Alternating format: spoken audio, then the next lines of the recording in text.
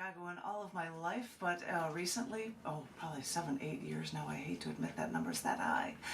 We were moved because of a job to Austin, Texas, but I still make it my life goal to be able to come and visit once a year, and if I can, I'm so honored to be able to grace this studio and be able to share poetry with my Chicago peeps. I swear, it's wonderful. It's a wonderful opportunity to be here, and it's interesting because the books that I'd done over the years were about women's issues, and last year I think people heard me talking all about post-Roe v. Wade poetry, because even though Dowds v. Jackson happened 2 years ago, and it has not as much of an influence in Chicagoland area. People don't think about it, but when you move to the South and you see how it affects southern states, it was really something that I had to write about at great length. And so I did that a lot, but most recently a publisher on the other side of the planet asked me to do a book, and I came up with one that was titled The Universe is in Your Hands, and it is literally travel about different experiences and different cultures literally all around the planet. The book goes through from one side of the planet to the other. I try to even get some stuff about astronomy in there, because where did we come from, where are we going, universe stuff is in there as well. So I've been going around on my week-long poetry tour in multiple states, which of course got to start in Hot Springs. Oh, all right. One of the most repressive states for women, where I would get to share poetry, which they appreciated, because the thing is, when you share poetry to similarly like-minded people, you will get a positive response and people can learn and understand from it. I only wish that the voice could get out further to those who don't normally hear these things, but what more can you do? Anywho, so I've been going around sharing poetry, and this most recent book from Cyberwit Press, The Universe is in Your Hands, I'm holding it up like I'm at an open mic, which is the goofiest thing. I have to broadcast my book as much as I can. But it carries not only things about societal problems or flooding from Panama and them losing water because of the Panama Canal and what we've done to them, or about, climate change, or lava and volcanoes around the earth. But I also have some that are fun stories about how weird it is when people in Germany yell at you for something that you didn't do and you don't know what they're talking about. So there's all sorts of stuff in this book. So thank you for giving me this opportunity, Monica. No problem. It's absolutely wonderful to be here. So there's the wizard that is usually in the slot after me is just unable to make it due to a family funeral thing, and that happens. But I mean, I was excited because it's always more fun when you know somebody's like coming in. And you're like, what's gonna happen? Who knows? I don't know. Hopefully, fingers crossed, it all goes well. But I knew that if you were a friend of that wizard, that we would get along just fine and no problem. I am a friend to all wizards. I love it. So it's just delightful that you're here with us. So just a real brief, what I know about you very briefly. Name, Janet, and I'm going to try to say it correctly, Kuypers? Kuypers. Kuypers. See, I said it wrong. Rhymes with hypers, I tried and I said it right earlier, because I pulled out my phone, and she wrote down EYE.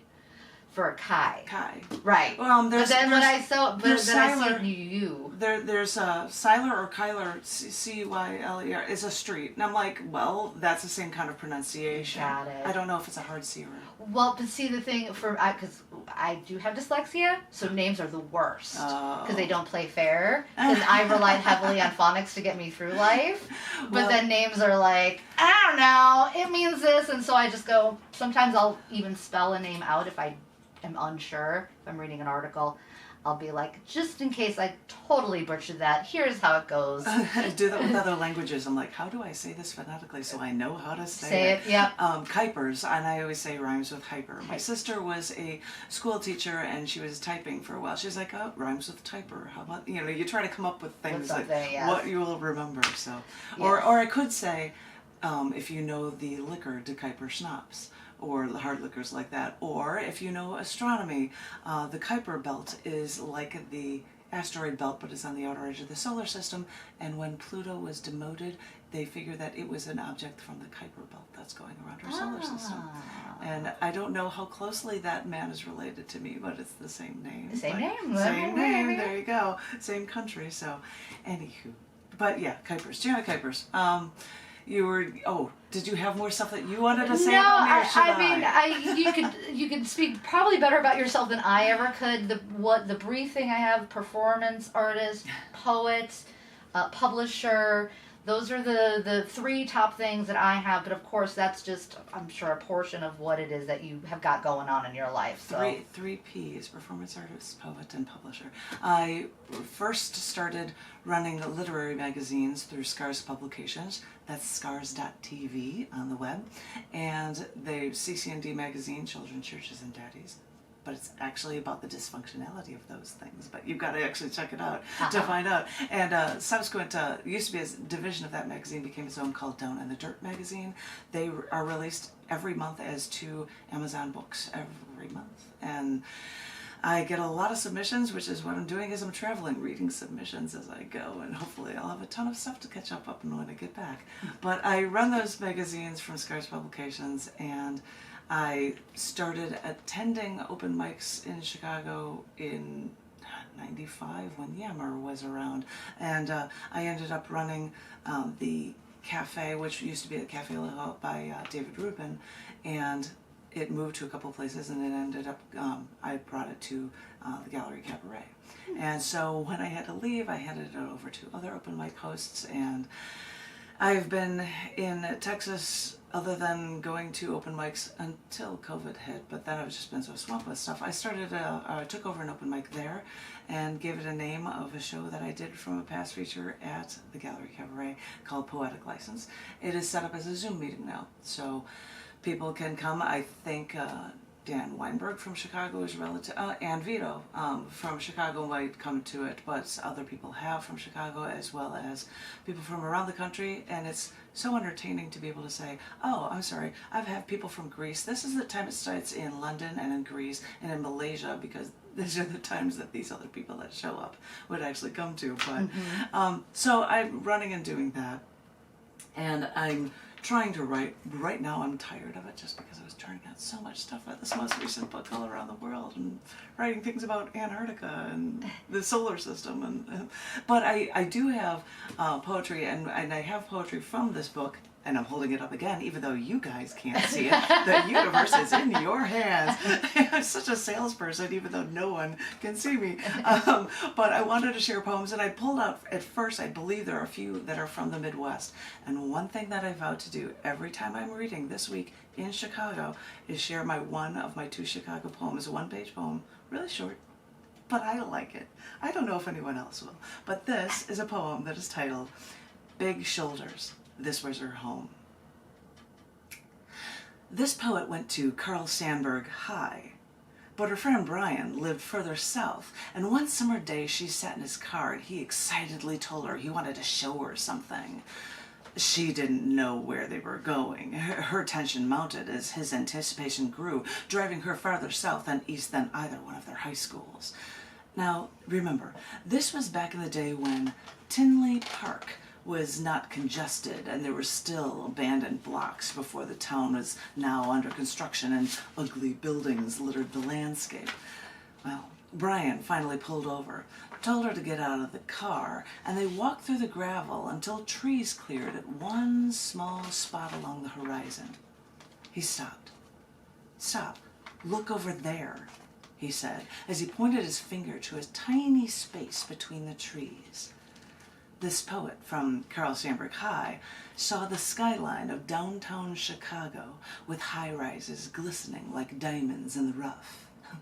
This Chicago skyline was just south of where Carl Sandburg once lived. This poet smiled, stared a while, and made the decision right then and there that this was her destination. This was where she was meant to be. She was not there yet, but this stormy, brawling city of big shoulders, this was her home. Snap, snap, snap. Snap, snap, snap. I got that a lot in Arkansas for readings. And, they would applaud at the end, but in the middle I'd say something and they'd get the snaps going. It's so nice because it's something I've noticed too in performing of poetry or poems, or I'm not quite sure if I'm saying that. Sure. When I've seen it from like button poetry or other pieces where they have, different contests. And it's so nice because it doesn't disrupt the flow of the performer, but it acknowledges like, I see you, I hear you type of thing. I totally get that. But it allows to them to keep going. Because not everybody necessarily has a speed, an inflection, and they're very particular, but sometimes they do. And there's a reason why they're gaining momentum in the poetry.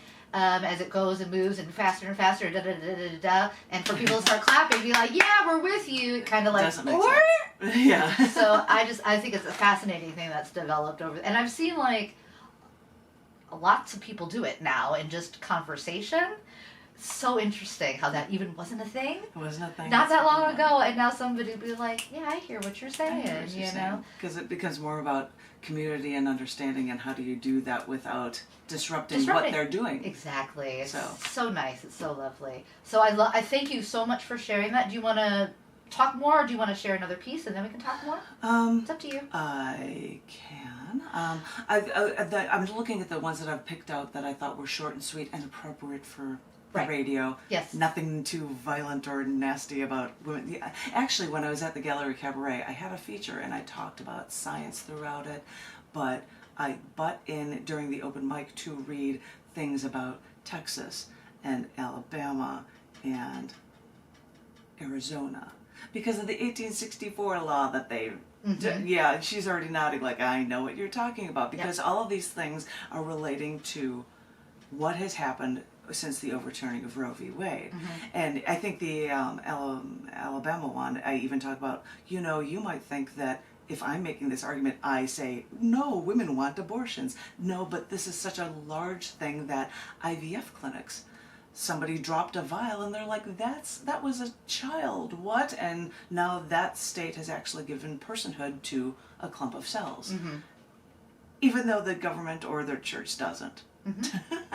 And so I'm like, I'm going to butt in with these before a feature because that isn't actually everything that I write, but I had to share these things with you guys. So there's a lot of stuff that is in this book. I'm holding it up again. The universe is in your hands. She's just laughing because I'm like cheesing it up here with my book.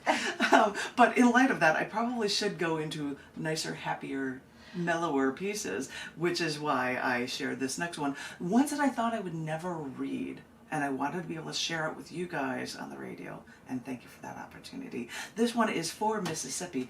By the way, I should mention about this book, this is the only book I've ever done that has, I have an index in the back of image credits, but I have an index of locations.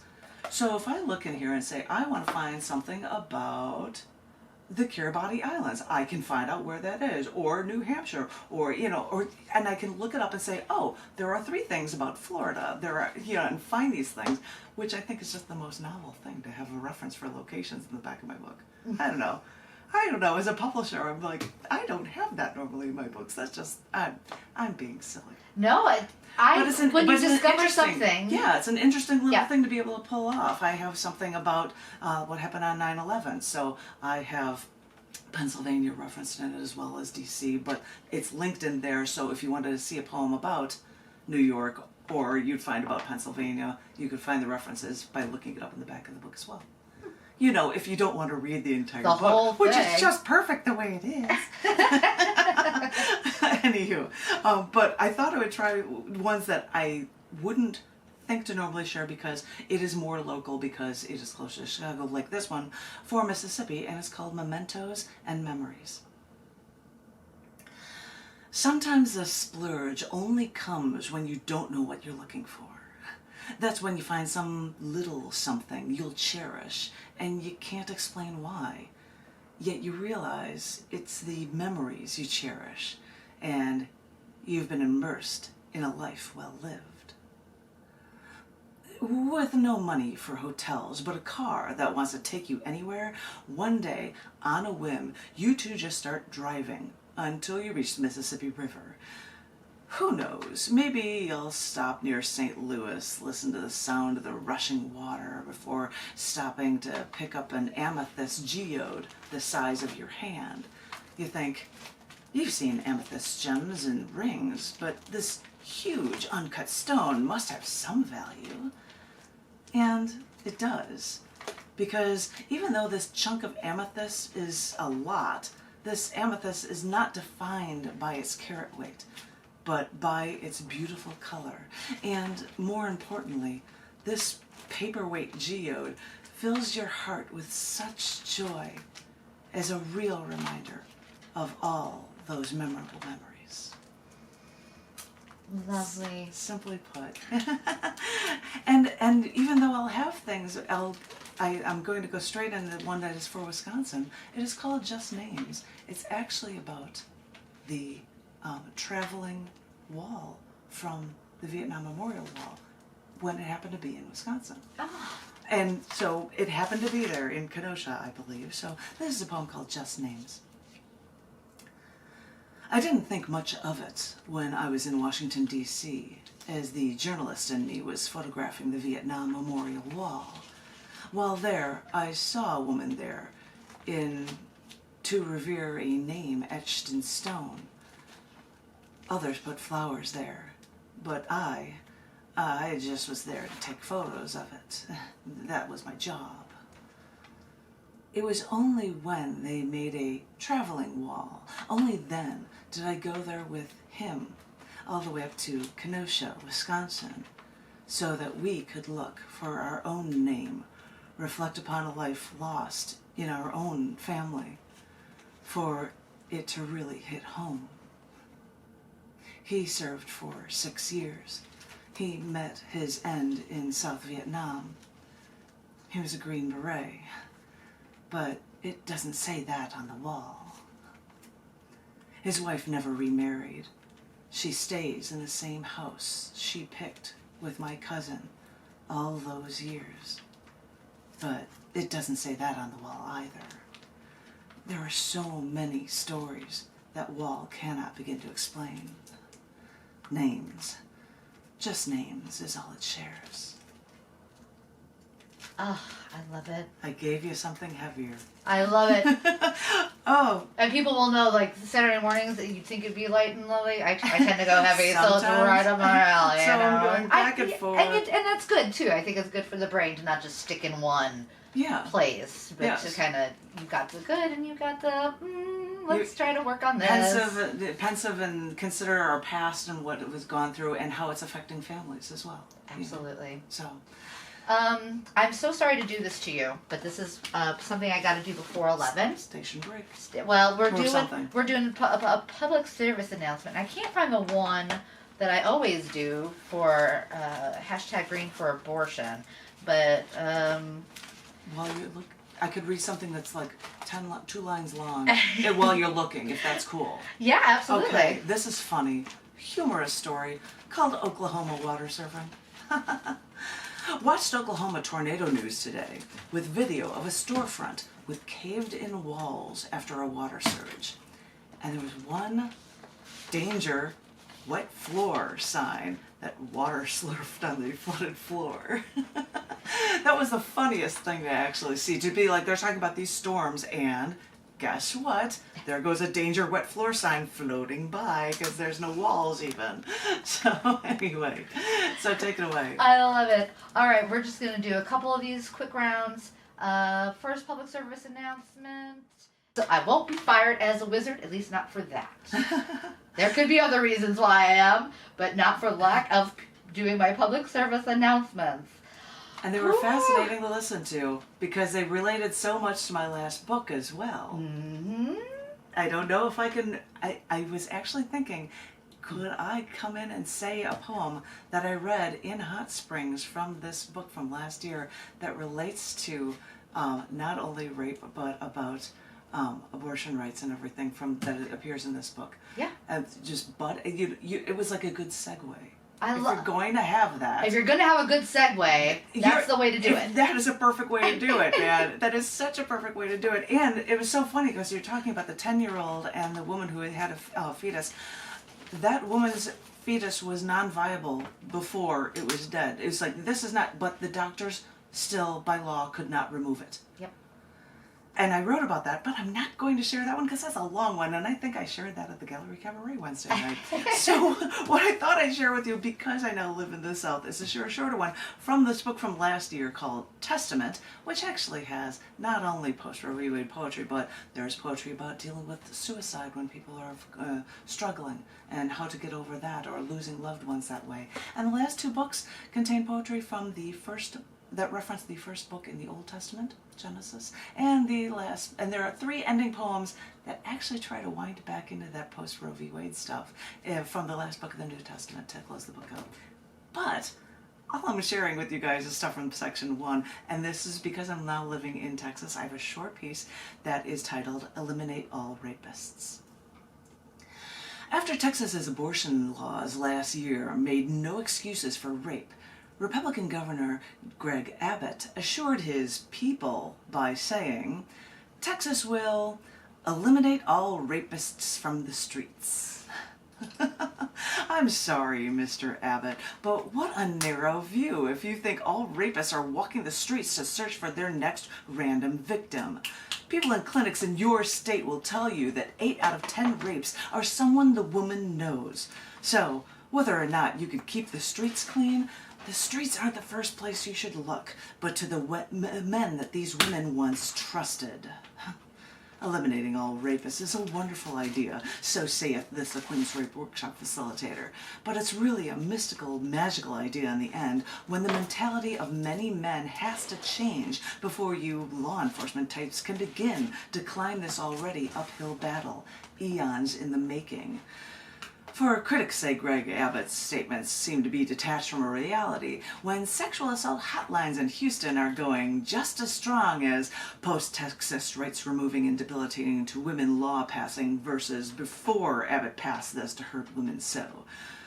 You can't stop something terrible like this, and you won't will it away with a single press release or a public statement. Especially when the only thing Texas has done to stop rape is to try to remove the backlog of rape test kits. Thanks for being on women's side once again, Governor. We should know that if you take away our rights in one place, your behavior won't change to help us ever, anywhere. Applause or not, but oh my gosh, it was just crazy. That was a very odd thing to say. Real quick, we're gonna keep going along this track, but it is 11:01 according to the board. I'm not sure what time it really is, but we're gonna go with that. And you are listening to WZRD Chicago 88.3 FM, and we have a very special guest with us, Janet Kuypers? Because I thought hyper before I said the word. There we go. A performance artist, author, publisher. She does all the things. Poetry master, maybe. I don't know if that's quite right. Open mic host. There we go. Yeah, crazy with the books. And I look at things and I'm like, I recognize that font because I designed it. was great. It's locked in my brain. And that's just in my makeup. And in fact, when we were doing this book that was, I'm just going to mention this briefly, 3 years ago that was released from Cyberwit Press called Shattering the Glass Ceiling, I said, hey, to my husband, John, I said, hey, library in downtown Austin has glass ceilings for walkways. Is there any way that maybe we can go walk on it and I'll take a shot and I borrow a sledgehammer and but then again, even though I'm standing on a glass ceiling, I'm looking up like what more can I go to and what more can I break down so that we can actually get on equal footing. And that was just funny to be able to do that. I love it. It's a lovely image too. And that image was actually, well, we'll see how these work. And I'm like, this worked perfectly. So yeah. I won't bother. I won't go to that library again. No. But I just thought that worked. I don't have to bring cameras and stuff to try to do another photo shoot. I'll just leave it at that. It must be such an interesting thing because you work on the words and you work on the what things mean and and then at the end of the day, at some point you have to go, oh gosh, I have to have an image and I have to have this and I have to have an intro and all of that. So I'm sure with your publishing experience, you're like, yeah, that's what's called producing something. It ain't rocket science, sister. When I was doing it in the early days, I was, standing up and reading, or I did a show with Jason Pettis, and I'm like, you smoke. I need to borrow a cigarette to do something as a performer while I'm doing something. Or I did something about the one at Mardi Gras, which there's a version of in this book, which I'm holding up that no one can see. The universe is in your hands. And I stood on a table like I was on a balcony. I jumped up and and everybody wanted beads, but I got them at parades. I'm not lifting my shirt and the whole thing. And so I was being a performance art then, but in 1998, after traveling around the United States, I was driving to my parents' house. So I was in the southwest suburbs and stopped in an intersection where 2 cars hit me, and I was in a coma for 11 days. Oh my goodness. And I had to relearn how to walk and talk and eat. And when I came back to Chicago, David Rubin, whom I ended up taking over as open mic for, he goes, "You're on the scene. You should have quarterly features." And I'm thinking, I'm on the scene? I was out of town for a year traveling and I almost died. I'm on the scene though, so okay if you say so. And so at that point, with John, I would set up PowerPoint shows, and instead of standing and being the performer, I would stay in the corner and I would read things and have things on a huge screen going behind me. Therefore, I was doing so much more into images that would reflect things as I was talking. So it becomes that. And actually, you were saying you need to know images. When I run the literary magazines, I'm like, all right, I've got to come up with a title now. I'm going to pick something from something someone had accepted for this issue. Now I've got this title. Oh, it's called this. What do I do with it? Oh, I've got images of this and this to be able to put it together. So every month I'm doing that just for covers or for artwork that other people have contributed what will work to be able to put it all together. So, and actually in this book, The Universe is in Your Hands, I was able to get some images in here as I'm just folding open. I'm like, oh, there's Paris, there's Italy, there, things about, and I'm finding ways to put images of things that I've taken, as well as, why the white cliffs of Dover are so white. One little page. I'm not going to share that one with you. I'm just looking through pages and I'm seeing them. So I try to get images into it as well, because the written word is a wonderful thing, but sometimes a little visual connection works as well. So wasn't there was he a poet? Vashel Lindsay, is that the name? I have no idea. When he wrote because he wrote the poets out. I mean, we're talking 1800 type. Handwritten. Yeah. Oh yes. But he had shaped them. He shaped it in a certain way, and so visually, I'm not saying he's the first one who did the poem in the circle, but he was very experimental with presenting not just I'm not deriding Dickinson or anybody else, right. But you looking at a white page with very letters, and you come up with an image out of the writing as well. Right. Well, but I mean, if you're just back in the day, there was no image; it was just the words. Yeah, you come up with an image with the writing. With the writing, yeah, in your brain. But Vashel Lindsay, he had that, and it was published that way too, the way he intended it visually. So I'm sorry, I toured his house. Oh wow! In Springfield, Illinois. We did it as one of the things that when we did AmeriCorps, we had to come up once a month with things to better ourselves, and that was something that we did. And he ended up committing suicide. Oh wow!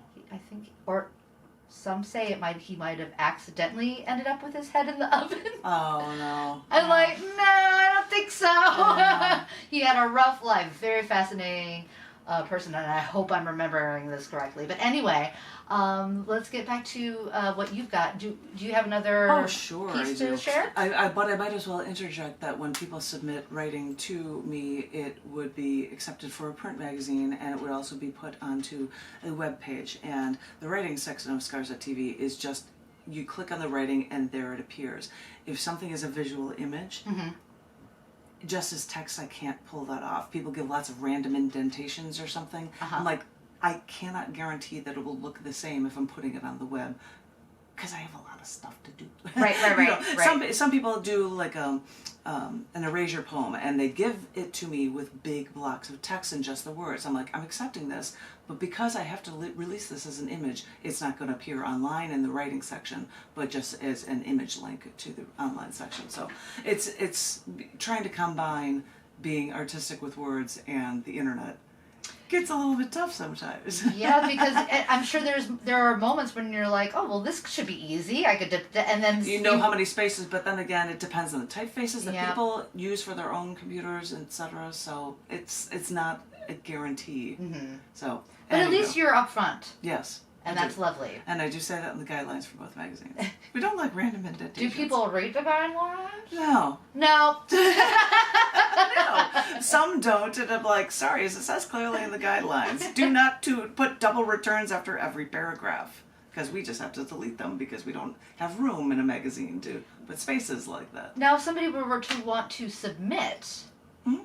and it could just be anybody who submits? Correct. If you go to Scars Publications, scars.tv, you'll see two magazines. There's CC&D magazine and Down on the Dirt magazine. CC&D has been around since 1993. Down on the Dirt used to be a section of CC&D, but I started it off on its own in 2000. There are links to getting email. Some people are like, I can't figure out how to do it. And I'm like, oh, well, I try not to broadcast it because I don't want spammers all over the place. Right. But I might say, you know, it's CCANDD96 at scars.tv or dirt at scars.tv.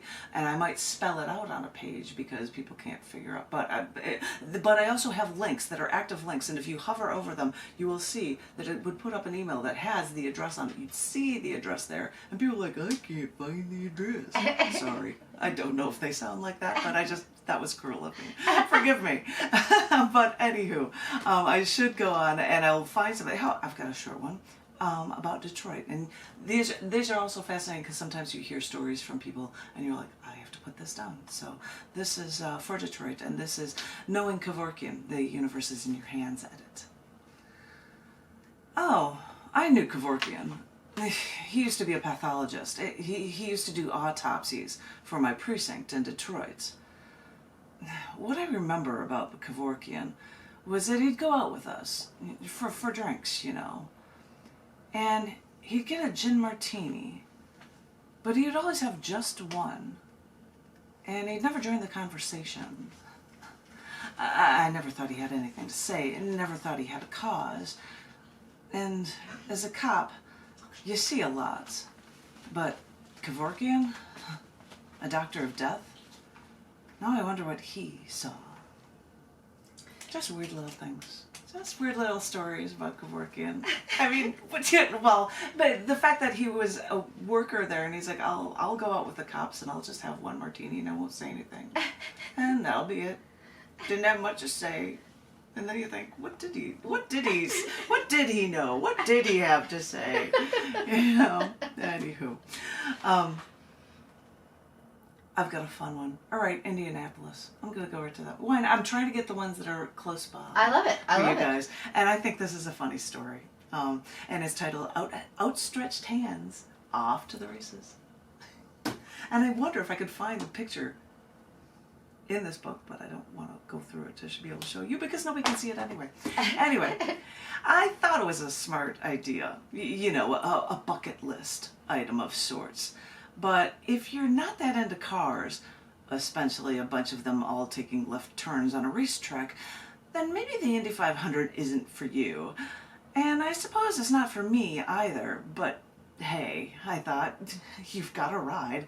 You've got tickets, you've got a place to stay, and they say this is the greatest spectacle in racing, so why not? Didn't realize we'd witness the hottest Indy 500 in decades. But this year, the green flag signaling the start of the Indy 500-mile race was Jack Nicholson.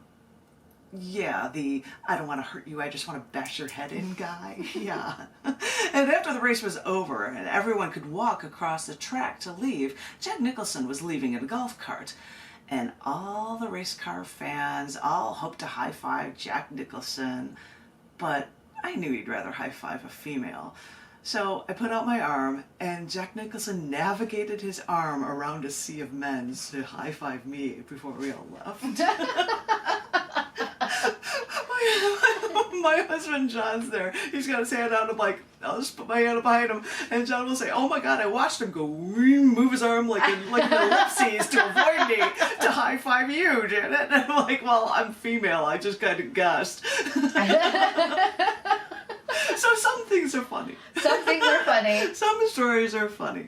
Oh, I have another one from Arkansas, a nice short one that talks about post-Roe v. Wade stuff that actually also appears in the Book Testament, but because it represents Arkansas, I have it in The Universe is in Your Hands. And I look like a goofball now holding up two books because nobody can see me, but that's what I do. That's how I roll. Performance artist Janet. I usually call myself journalism Janet since I was a journalism major. Anyway, but this is a short one for Arkansas that was called Flags at Half-Mast. Driving across the country, we passed a car dealership in Arkansas. U.S. flags at half-mast. I wondered if there was another mass shooting, but no other flags around were lowered. As we drove toward the next town, we wondered if the flags were at half-mast because of the recent overturning of Roe v. Wade and the death of women's rights. Love it. Simply put. I mean, I don't love it, but What? I mean, I love the idea. Right. The idea. What can you do? Yeah. It seems odd to applaud. Yay, that's a sad story. Yeah. What do you say? What can you do?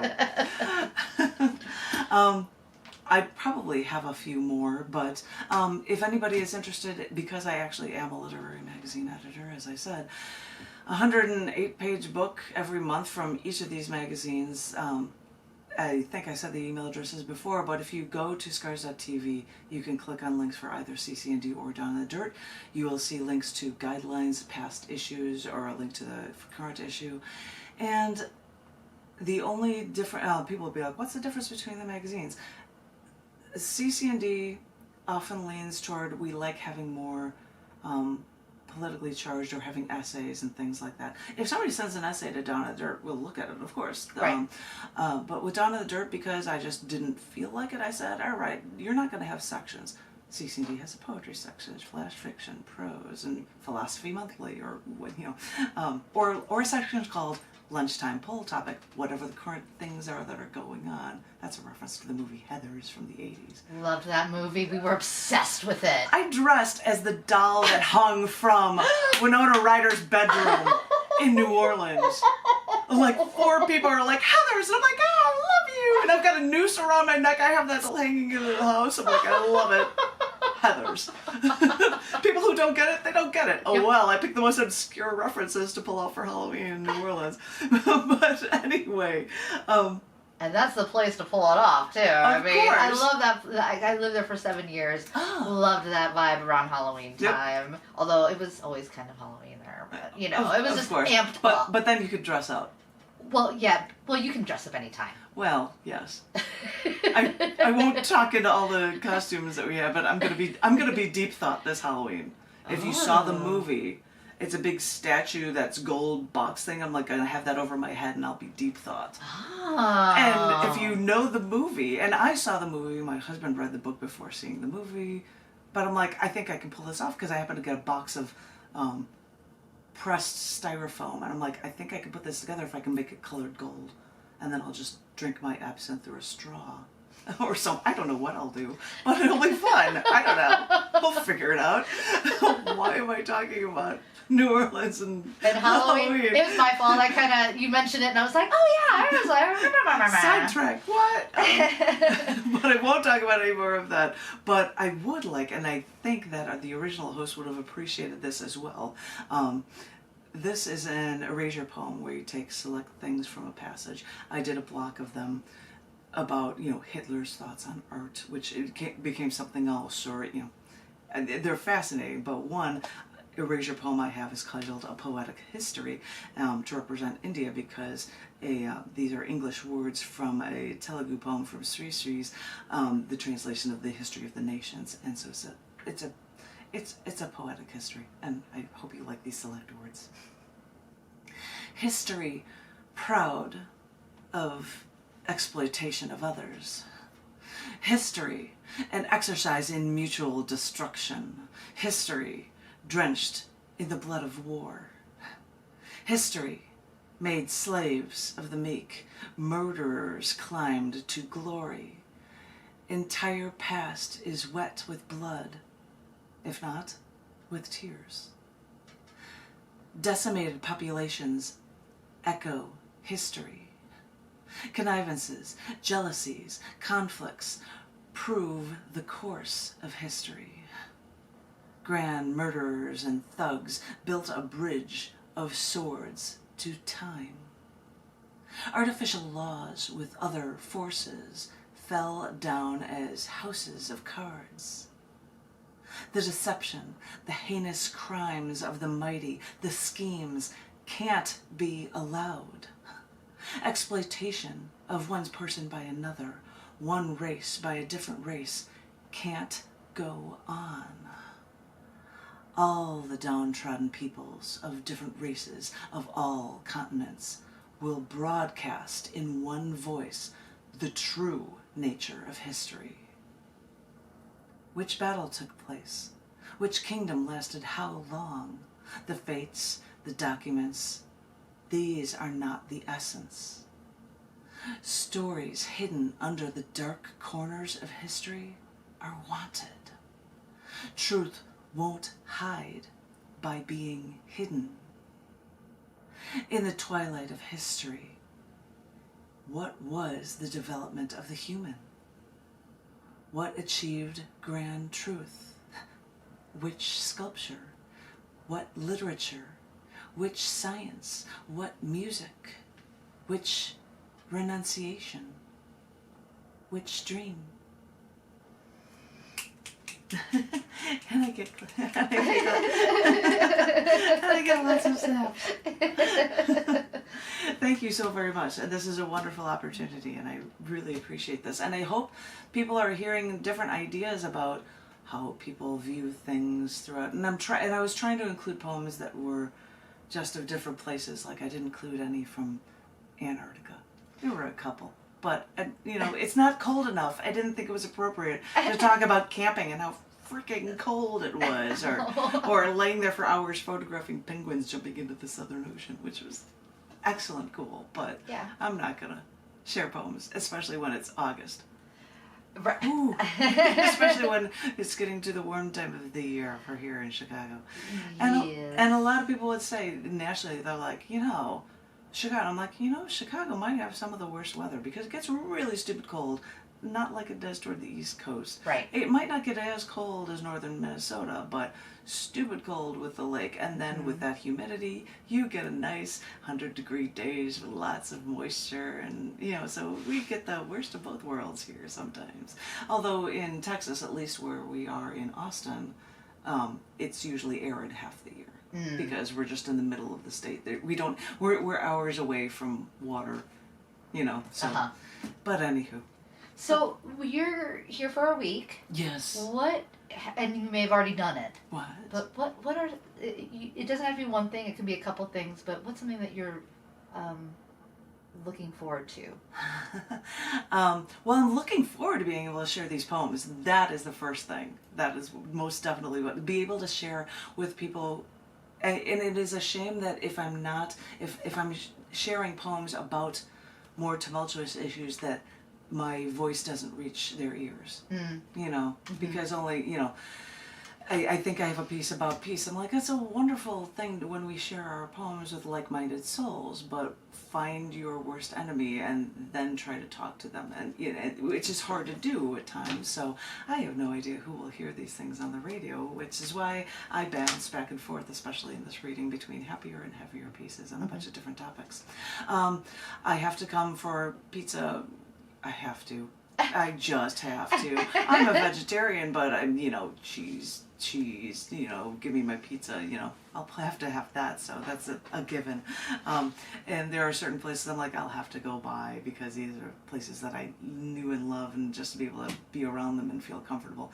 Which, in fact, I'm going to go to watch the Bears game, the preseason game today. Oh! Well, I lived in Chicago. I never watched a game because why? I had better things to do. Right. Right? No offense. I love Chicago Bears. That's not an offense, but the further away I get, the more I want to stay somehow connected. And I'm in Texas, and I'm like, and I'd go to Goodwill's and find Bears shirts. Oh, an away jersey from Urlacher, and I'm like, for $1, yoink, I'll buy that. So, it's just funny that people would be getting rid of them in Texas, and so I'd have all this stuff, and I've got a Bears shirt that I'm gonna wear for our preseason game with our new quarterback, and just to see it, because otherwise I'm watching it off of a screen and hoping for the best from far away. Fingers crossed. I was feeling kind of snarky, and in New Orleans, they are big Saints fans there. And when I go at New Orleans, it's often the week that the Bears are playing.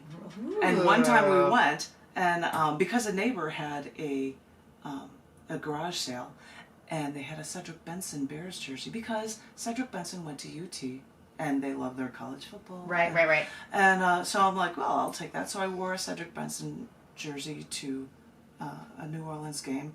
And out of a pickup truck as we're walking, someone just yells out, "Cedric Benson!" And I'm like, okay, that's fine, whatever.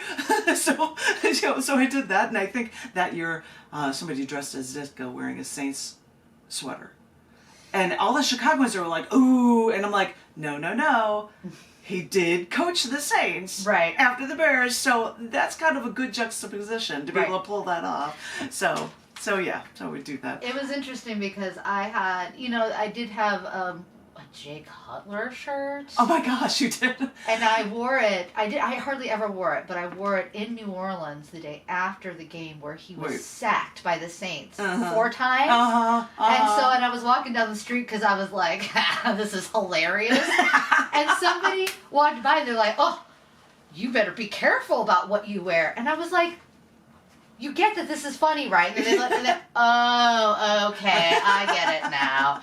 So, yeah, there is something, there is a nice way to connect back to home, even if it's through a football team that maybe, do you pay attention? Didn't do well, too, there's that, yeah. So now it's just because they were so bad, they were able to get a first draft. Right. Which is awesome, and they're giving great credit to them, and so we'll see, and it'll be fun to watch, and it'll be fun to be around the people, my favorite place I love to hang out at and watch a game this afternoon, just because I don't get to do that up north. So I have listed here one poem, one more thing of the stuff that I wanted to share from this book, and it is a different location. This is Argentina. Which actually has, I think, a couple references in this book. The universe is in your hands. But it is titled Unique Roads. A cave in Patagonia houses the oldest known pigment-based rock art in South America, transmitting information across 100 generations. But while in Argentina, I only drank Patagonia beer, and Quilmes, of course, named for the city. Now, you'd think that if you knew me, you'd think I'd spent all my time researching Eva Perón. And sure, I photographed her statue, along with a ton of other statues and buildings and foliage, even street art when I wasn't reading poetry at their Biblioteca Nacional Mariano Moreno, or getting lost in Buenos Aires' 600-plus protected natural green spaces. Then again, if you knew me, you'd probably be thinking I'd be spending my time drinking the beer there. And knowing how I love my German Hefeweizen beers, you might be right, because at night I'd flock to the bars with German beers. There's a surprising number there, because Argentine diplomats and intelligence officers had, on Perón's instructions, rigorously encouraged Nazi and fascist war criminals to make their home in Argentina. After passing the tennis courts there, I eventually learned that famous athletes from Argentina even had ancestors from both Germany and Russia that escaped from World War II.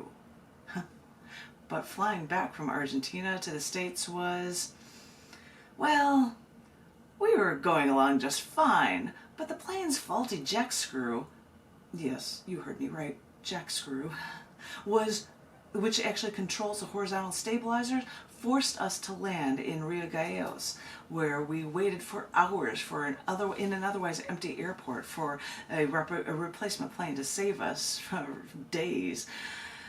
I walked a lot, and we bought a bombilla yerba mate straw for tea that I'll never consume to be our trinket from this trip. That straw has a place in our house now, along with those beer labels. My Eva Peron statue photograph is a front cover of a huge collection book when lockdown's over.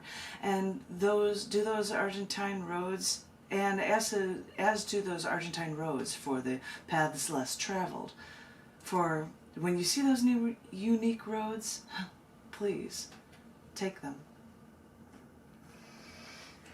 It's fascinating to go to different places and learn different things like that, and just have pictures of roads, and I'm like, well, that's going to be a book cover. Or Eva Peron, which was a statue of her with her, arched out, coming out of a wall. And when I was doing a collection book, and one of the titles, I'm like, I'm going to use the title Lockdown's Over, and that's a perfect image to go with it, of somebody breaking free from in that case, statue from Eva Peron. But anyway, there are things from all around the world there. I have both, one for the Pacific Ocean and one for the Atlantic Ocean. Ah. Well, you got to get over from one continent to the other, so right. You might as well have something about the water, because they say that land is vast, but water can seem endless. And that's actually a line, I think, of the second poem in the book that talks about these different locations. When I wrote a poem for a British publisher, they said, you'll take one line and you'll continue on, and then the next person will take the last line of yours and continue it on. And so I had something, and I ended up writing about water, and they say that land is vast, but this water seems endless, because and you're lost, and I made it a reference to swimming to your hands and where you could finally hold me, and it was a quaint little poem. But I don't know if you or how you're doing on time or whatnot, because I feel like I've been here so long. It's 11:30. Okay. So that's about right. All right. Yeah. So unless there was something that we didn't, if there was a piece that you in particular wanted to make sure that you got checked off your list of things to share, but if you're feeling good, then we can kind of. I feel as if I have to now. Because I talked about that poem. I'm going to be reading that, and because you were asking what I was doing. Well, I did the features and poetry readings at the Gallery Cabaret on Wednesday, where I used to host. But tonight I will be at a bonus reading for Tangible Books, which is once a month that Vittorio Carli normally does on the first Saturday of the month down in Bridgeport, which has a surprising number of our mayors. They're from Bridgeport. Yeah. Weird little tidbit. Weird little tidbit for you. But I'm going to be reading there, and then tomorrow I will be on the beach with Kathleen Schneider's Beach Poets. And this is one of the poems that I was just telling you about that I'm going to be reading at that, so I may as well show it to you. I'm going to list the locations that I reference in it. No one will know them except for my husband, because this became a love poem for him. But I'm going to say, I mentioned Austria, Galapagos Islands, Germany, Antarctica, Alaska, Russia, Argentina, and China, all in this book. And if my husband is hearing, I love you. And this is a poem that's titled Out Toward the Horizon. Driftwood disintegrated out with the tide, like flotsam wreckage from what we survived. Jetsam drifts to shore while we all still so fall in love with the sea, and our essence drifts out toward the horizon until I find myself lost, wondering where that earth, that damn land is. I know, we're 70% water. I can feel like a fish, a dolphin, or even a bird like an Arctic penguin porpoising our way through the deepest depths, for water is our essence. Too many times that ocean has called out to me, and I dove in, head first, swimming out too far, until violent waves came crashing into me, capsizing me deep into the sea, forcing down into my throat an ocean of traumas, past, present, future, until I suddenly wonder if it matters if it rains, treading water. A cyclone, hurricane, typhoon swells inside of me, and water overwhelms me. I start randomly swimming, look for land, pick a direction, try to find that edge. They say that land is vast, but this water seems endless. So I start to panic. This is when I realize the edge is right there. Is it dirt? Is it sand? Until I finally get there and I see the wrinkles in your cupped hands holding that water, holding that world. And now it all suddenly comes flooding back. You saved me again like I saved you before. Our souls intertwined. We've lived for eons nourishing each other. From climbing the Alps to following Darwin. Arbeit macht frei, wrought iron gates rattle in our hands. We shiver together in midnight South Pole winds. Make music before the 1 a.m. Arctic aurora borealis. So what if armed Russian guards watched us? Don't cry for me. Throughout the hemispheres, throughout history, we step over those gold bars for emperor rooms. For, as I've said, we've lived for eons, nourishing each other. And now it's your turn to hold that water. Let me swim to your hands until I climb out, jump onto your earth, stand. You can then turn your hands, spill that water, and finally embrace me. Oh, this has been so lovely to spend this time with you and for you sharing your poetry. And this has been so lovely and such an honor, and I'm so thrilled to be here, and thank you so very much. You're very welcome. For those listening, this has been a conversation with Janet Kuypers. Kuypers, rhymes with Hyper. Rhymes with Hyper. And she's been sharing her lovely poetry. But we're going to go ahead and start wrapping things up. But is there anything last minute that you wanted to mention? And then if there was another poem that you wanted to do, or you don't have to because you've got things to do, that's fine too. Well, I have a short poem that I could end with, but I should say if anyone is interested in any of the books, easiest way to find them other than looking for titles on Amazon from this other printer, Janet Kuypers, JanetKuypers.com, has links to these books from Cyberwit Press, and the web pages for them list all of the poems, and some of which I've been sharing with you guys. I've mentioned the literary magazines for CC and D96 at Scars.tv or Dirt at Scars.tv at, obviously, the URL, scars.tv. If you want to check out those magazines. I am going to be reading at Tangible Books this evening. If you find me on Facebook, you will find links to events that poster event listings that I've placed up, as well as things that Vito has done as well. And I'll be on the beach tomorrow as well. And because it's a beach, this is one that I am going to include that on the beach. And because I started this with a poem that I love about my Chicago, I thought I would do one about my state my husband is from, Pennsylvania. Oh. And it's a very short one. And in fact, in this trip, I made a point. We had a family get together. I had them all together, and I read it live to his family, because I mentioned town and where we were. I'm like, oh, you guys don't have to applaud. I just wanted to share that with Hope, because I mentioned the town of Fairhope. This is a short poem titled Finally Found Home. We were outside at night in Fairhope, under an intricate quilt of stars in the sky. Lying on the grass, stars blanketing us, resting my head on your shoulder, feeling I finally found home. You signaled in silence as a leg length away a deer walked by, unnoticing, unconcerned, then saw me, stopped, and sprinted away. What was it, fear they felt? For I fear they felt it from me, and never were they more safe.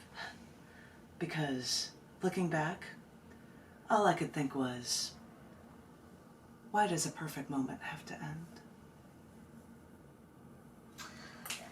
Oh, Thank you so much for joining us, Janet. Which is a perfect way to end it, because at this moment, why does a perfect moment have to end? And I have to be going this radius. To go have fun and have another perfect moment. Well, thank you so very much. It was an honor to be here. You're privileged me, and I thank you. Oh, thank you so much for spending time with us, and we've enjoyed the conversation greatly.